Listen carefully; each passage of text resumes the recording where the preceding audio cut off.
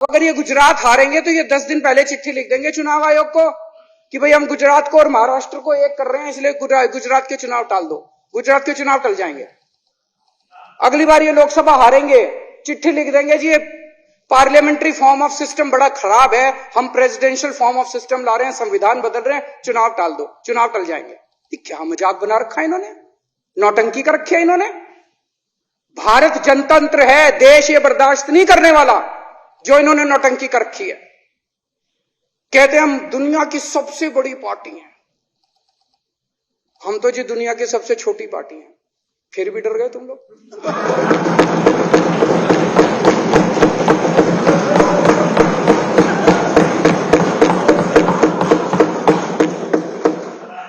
दुनिया की सबसे बड़ी पार्टी दुनिया की सबसे छोटी पार्टी से डर के भाग गई। क्या कायर हो यार। हिम्मत है तो चुनाव लड़के दिखाओ बीजेपी वालों, मान जाएंगे तुम।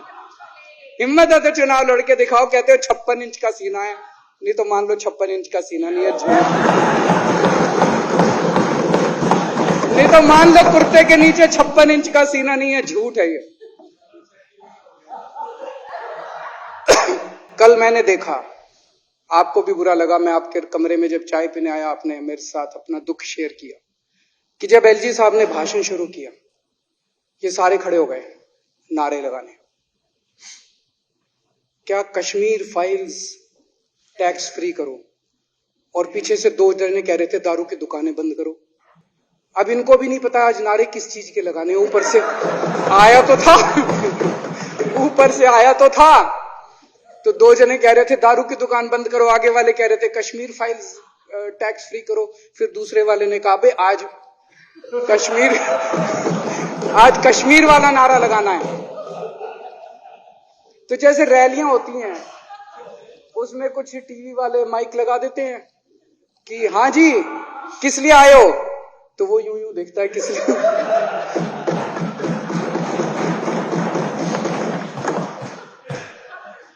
क्या हाल बना दिया इनका। इसलिए थोड़ी राजनीति में आए थे, इसलिए थोड़ी राजनीति में आए थे। एक पिक्चर आई थी बंटी और बबली, उस पिक्चर में एक सीन था, कुछ लोग एक नेता के घर के सामने जाते हैं, हमारी मांगे पूरी करो, हमारी मांगे पूरी करो। नेता बाहर आता कहता क्या मांगे हैं, तो सारे एक दूसरे की तरफ, उनको पता ही नहीं क्या मांगे। आज सारे देश की सारी भारतीय जनता पार्टी एक पिक्चर के पोस्टर लगा रही है गली गली में जाके। पूरी सारी भारतीय जनता पार्टी देश में एक पिक्चर के पोस्टर लगा रही है। इसलिए राजनीति करने आए थे। पिक्चरों के पोस्टर, अपने बच्चों को क्या जवाब दोगे? घर जाके बच्चे पूछेंगे पापा क्या काम करते हो? पिक्चरों के पोस्टर लगाता हूं।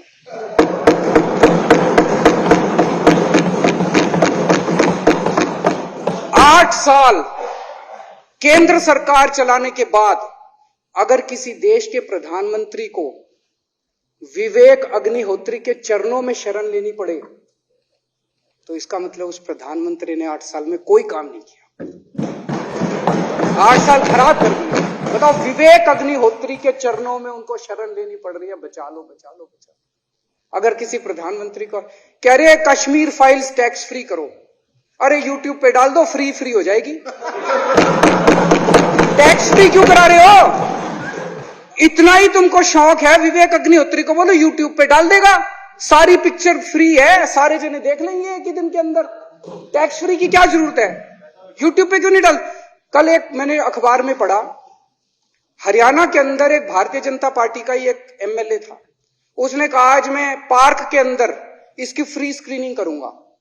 तुरंत विवेक अग्निहोत्री का ट्वीट आया खट्टर साहब के, खट्टर साहब देखो ये फ्री में कर रहा है, इसको बोलो टिकट लेके करेगा। भाई साहब, कश्मीरी पंडितों के नाम पे कुछ लोग करोड़ों रुपए कमा रहे हैं और तुम लोगों को पोस्टर लगाने का काम दे दिया। आंखें खोलो, क्या कर रहे हो तुम लोग? वो करोड़ों कमा गया, कश्मीरी पंडितों के नाम पे करोड़ों कमा गया और तुम लोग पोस्टर लगाते रह गए। क्या हाल बना दिया तुम लोगों का यार। आंखें खोलो तुम लोग।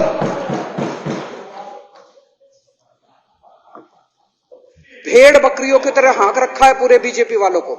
भेड़ बकरियों की तरह हाँक रहे हैं। एक दिन बोले 3 का कृषि कानून लेके आए हैं, बहुत शानदार है, और फिर नीचे मैसेज आया, भाई सारे जने तारीफ करो मोदी जी की। सारे बोले वाह मोदी जी वाह, क्या मास्टर स्ट्रोक है। और मेरे को याद है इसी सदन के अंदर इन लोगों ने उन 3 कानूनों की खूब तारीफ की थी, बोले क्या मास्टर स्ट्रोक है और क्या शानदार कानून लेके आए। 1 साल के बाद फिर आया, भाई 3 कानून वापस ले लिए, बोलो फिर तारीफ करो मोदी जी की, भाई कानून बेकार थे मोदी जी। क्या इसी सदन के अंदर इन लोगों ने इतनी बेशर्मी, दिमाग पे ताला लगा रखा, इन्होंने कहा वाह मोदी जी वाह, क्या 3 कानून खराब थे आपने वापस ले लिया, देश को बचा लिया। क्या मास्टर स्ट्रोक, ये क्या हाल बना दिया आप लोगों का यार। फिर थोड़े दिन बाद बोले भाई दारू की दुकानों के खिलाफ करो, फिर सारे जने दारू की दुकान बंद करो, दारू की। अब दारू ठीक हो गई दिल्ली में, आजकल तो शोर नहीं करते तुम लोग।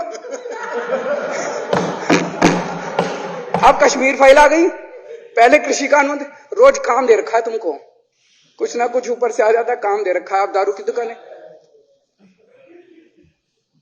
मेरा एक ही निवेदन है मेरे बीजेपी के साथियों से, आप तो अपने ही हो, आप तो सब अपने, मेरे छोटे भाई बड़े भाई बिदुरी साहब तो बड़े भाई है मेरे, आप तो सारे अपने हो यार। थोड़ा सा देश के बारे में सोचो, थोड़ा देश के बारे में सोचो।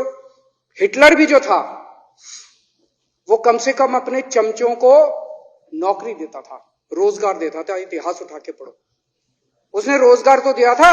इन्होंने क्या दिया आपको, आपके बच्चों को नौकरी दी, आपके घर में कोई खाने पीने का इंतजाम करा, आपकी बिजली का इंतजाम करा। केजरीवाल काम आता है आपके भी घर की बिजली फ्री कर रखी है। दिल्ली के 12 लाख बच्चों को नौकरी दी है मैंने, स्कूल ठीक कर दिए, अस्पताल ठीक कर दिए। आपके घर में कोई बीमार हो, केजरीवाल दवाई पहुंचाता, मोदी दवाई नहीं पहुंचाता। केजरीवाल काम आया। मैं बीजेपी के सारे कार्यकर्ताओं से कहना चाहता हूं, थोड़ा सा दिमाग खोलो। बीजेपी के सारे सपोर्टर्स को कहना चाहता हूं, थोड़ा सा दिमाग खोलो, ये भेड़ चाल बंद करो। भेड़ बकरियों की तरह हाँक रहे हैं ये आपको, ये सब बंद करो, दिमाग खोल के सारे जने बीजेपी छोड़ के आम आदमी पार्टी में आ जाओ।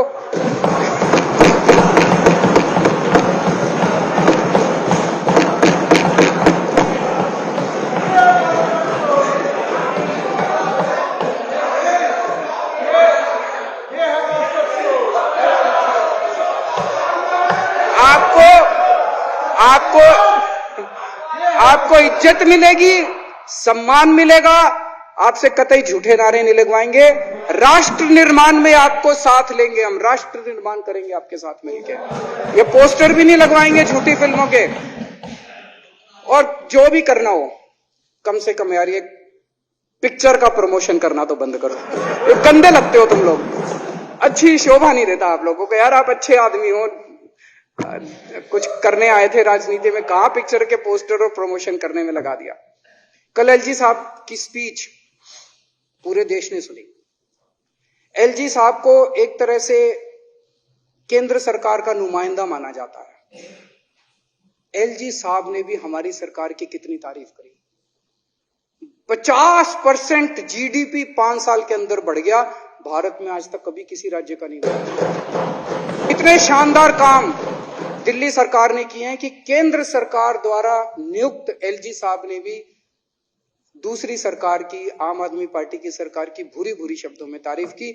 मैं एलजी साहब का बहुत बहुत शुक्रिया अदा करना चाहता हूं और इस धन्यवाद प्रस्ताव का समर्थन करता हूं।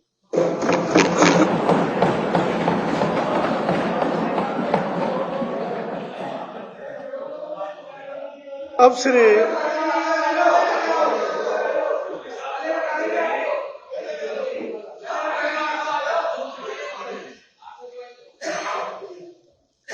श्री गोपाल राय जी, माननीय विकास मंत्री द्वारा प्रस्तुत धन्यवाद प्रस्ताव पर सदन के सामने है। माने कि यह सदन उपराज्यपाल द्वारा दिनांक 23 मार्च 2022 को विधानसभा में दिए गए अभिभाषण के लिए उनके प्रति हार्दिक आभार प्रकट करता है। यह प्रस्ताव सदन के सामने है। जो इसके पक्ष में हाँ कहें, जो इसके विरोध में ना कहें। हाँ पक्ष जीता प्रस्ताव पारित हुआ। माननीय उपराज्यपाल महोदय को इसकी सूचना दे दी जाए।